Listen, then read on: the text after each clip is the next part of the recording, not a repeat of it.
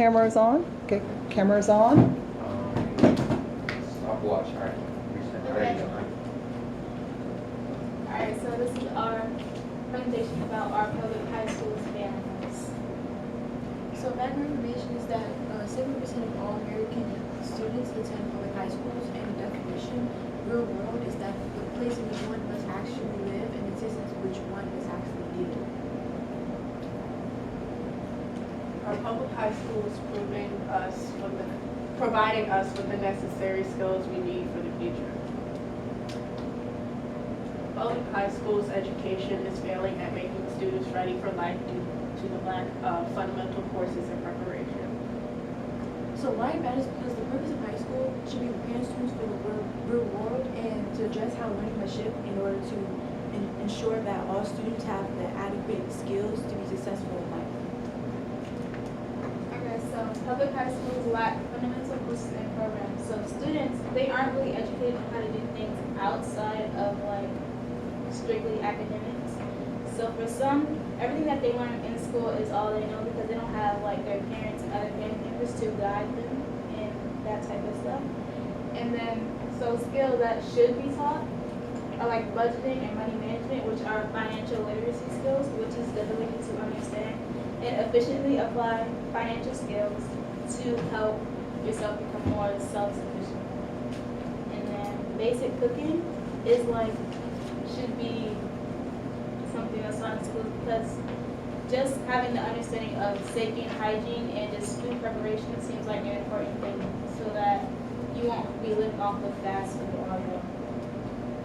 And so many high school seniors and college students have said that they do not feel prepared at all for what's to come. So I have a like chart thing that was made by a nonprofit organization called Youth Troop, and they surveyed 165,000 students, and what they got from that was 87% of students surveyed said they want to go to college, while only 2.8% do not, and 10% aren't really sure what they want to do. And when asked to think about expectations rather than aspirations, the numbers started dropping, and 71% of students expected to go to a 2 to 4 year college, while the percent of students who felt positively about their college and career readiness, only 45%, which is less than half of the students that were surveyed, felt positively about it. So mine is about the workforce preparation, and 69% of public high school students are employed, but students who are prepared has dropped 1/3. And 5% of U.S. high school graduates and 13% of college graduates are prepared for the workforce. The reason why that has dropped because compared to the last generation, the modern generation of young adults, we are experiencing less preparation for the workforce, and that's because of how high school is structured. We focus more on academics and those type of skills that are better for that, like memorization, learn how to be good at taking tests, and grading and stuff like that. And the pattern usually continues throughout college, and when you actually go to college and college graduates graduate, they don't have the experience enough to actually sustain a good job when you get out of college. So one organization put this to the test, and that's the Confidence Foundation, and in June 2019, they conducted 3 online surveys. So 516 parents, 510 high school students ages between 13 to 18, either in or currently entering high school, and 501 employers. So this is one of the scenarios that was found in the survey, and basically it's talking about, this is to the employers, basically it's talking about the skills needed versus the skills that are being taught. And they're divided in 3 categories, so white collar employees, blue collar employees, and service worker employees.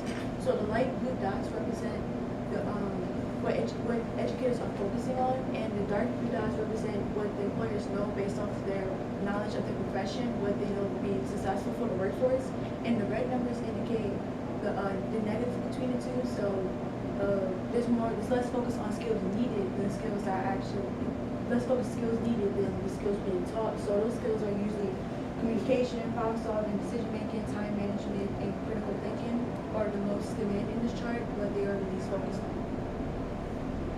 And the results for overall for the whole survey was 59% of students, 79% of parents, and 42% of employers say they cannot connect what they have learned in high school to their current job. And this is all important because the abundance of technology and the growing of the economy, we are left competing, but we don't have adequate preparation for it. So with that, we're being left out. And to put that in realistic terms, one of the employers from the survey was saying that an employee's value lies under what they can do that machine can't. Okay, public high school doesn't prepare us for adulthood. There are barely any high schools that offer classes that prepare us for adulthood. While there are still classes like home ec or family consumer science, as you want to call it, they are not specifically in high school. You'll have to wait till college to be able to take a class. Even though you can take a class in college, there are rarely any colleges that offer them. About like 9 to 10 colleges offer like home ec or family consumer science classes. Yep. Okay. Classes like home ec has been struggling to make a comeback. So in 2012, there was only about 3.5 million students that applied for family consumer science or home ec classes, and the result of that it was 38% drop in the students applying since the last decade, and they try to bring it back with the Helping Hunger Kids Free Act, and that was supposed to teach kids about how to eat healthy, and that was supposed to like boost up home ec classes so you know how to like cook and eat good food instead of going fast food like Sahara said.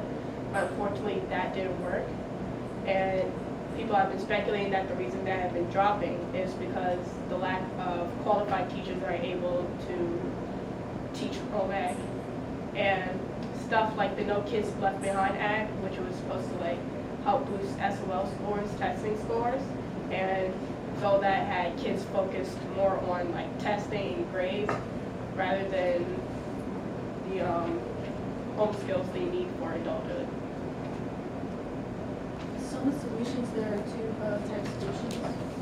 So the first one is valuable skills to implement lessons that will be valuable for students in the future.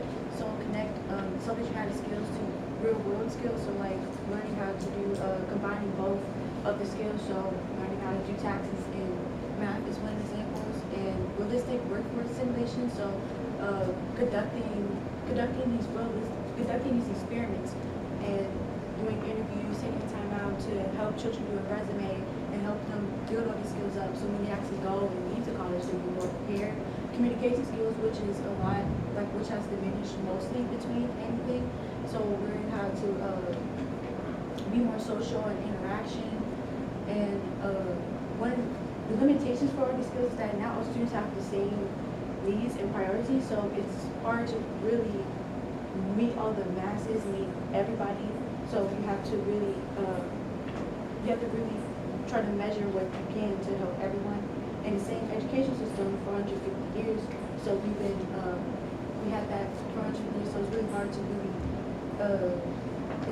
really change anything about that. So and the last thing is adulting classes 101, which is what we're talking about.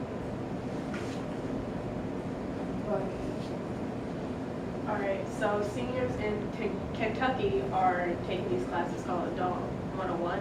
It's basically, there's 11 sessions you can take, and seniors can pick 3 out of those sessions to like take in full. And some of those sessions include dorm room cooking, healthy relationship, and like boundaries they have with financing and doing taxes, and hiring services for UPS. So these classes were made in mind for students to get ready for adulthood, so they won't be struggling in college. And I feel like we should be able to like implement this into Richmond, Virginia, as well as other many places. But I feel like this is a good start to bringing back classes that help us prepare not only us but maybe our siblings too when they get of age for adulthood. So in conclusion, high school does not prepare us for afterlife or throughout life. High school focuses more on academic skills, academic aspect versus reality.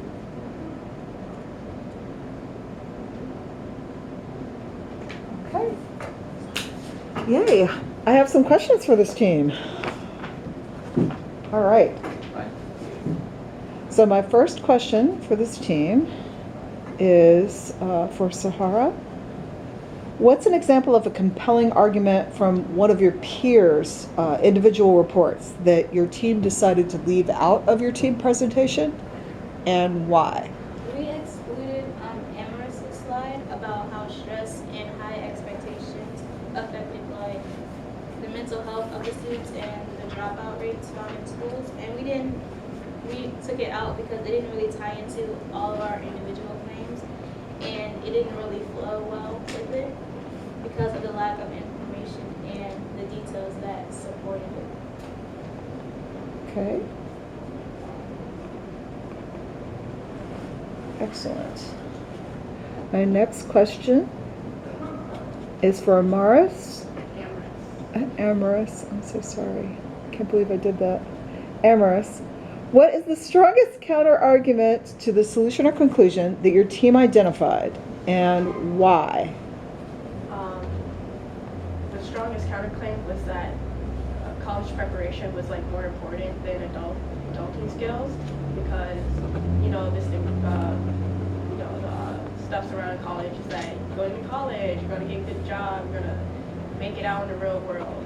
Like, you make it out in the real world and you have all this money. Like, how you going to learn how to do taxes if you never had like a class to learn how to do it?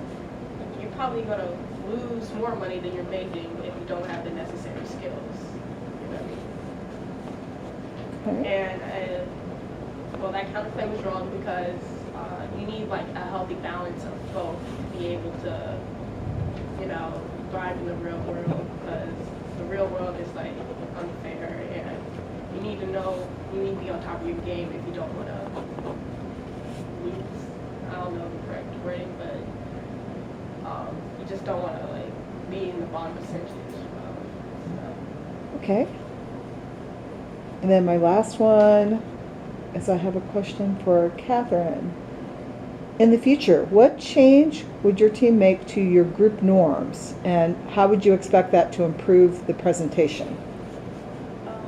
That would be to map out our deals more, because when we first started, we had really narrowed down on like just our own ideas, but we didn't really explore also other possibilities.